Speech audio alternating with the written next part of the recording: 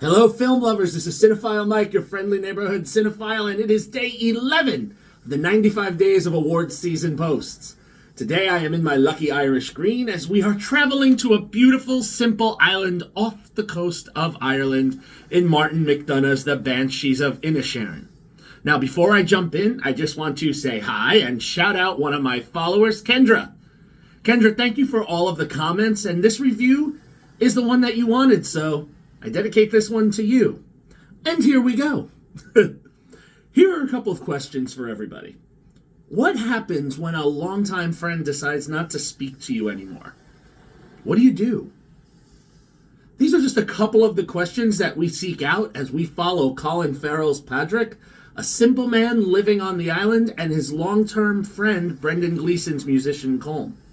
At the start of the film, and the trailer tells us this too, Colm decides not to speak to Patrick anymore and warns him that every time he comes to him, he will remove a finger with a pair of shears that he keeps at home. More than once, as we see the fallout of these two friends, Farrell plays Patrick with a youthful ignorance and innocence that harkens the like of a young child who has just been told that there is no Santa Claus. Along with his sister Siobhan, a standout performance by Kerry Condon, and local farm boy and drinking buddy Dominic, a happy-go-lucky Barry Keoghan, Patrick will try to see if he can't rebuild his relationship with Colm, where Colm just wants to write his music and have nothing else to do with him, and surround himself with a different kind of people. Now, as he did in the 3 billboards outside Ebbing, Missouri, McDonagh creates an additional group of local villagers who all take part in the story, with the results in some cases being shocking, while undercut with clever writing that, while the tone may not seem comical, will make the viewer laugh out loud at its absurdity if you are listening closely enough. Now, the title is interesting in and of itself.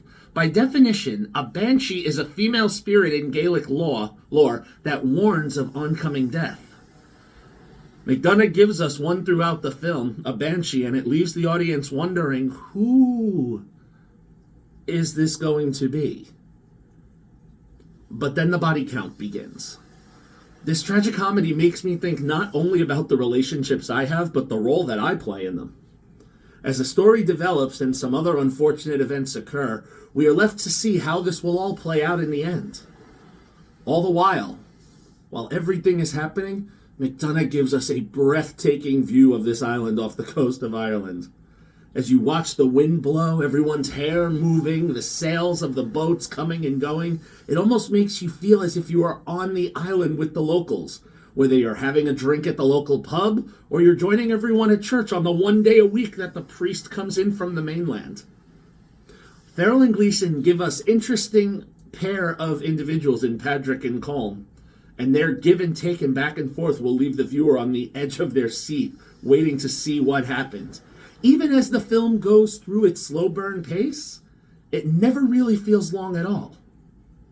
Now, as for its Oscar potential, the Academy does love Martin McDonagh, and the film could possibly sneak in for the Best Picture category, as well as directing an original screenplay for McDonagh.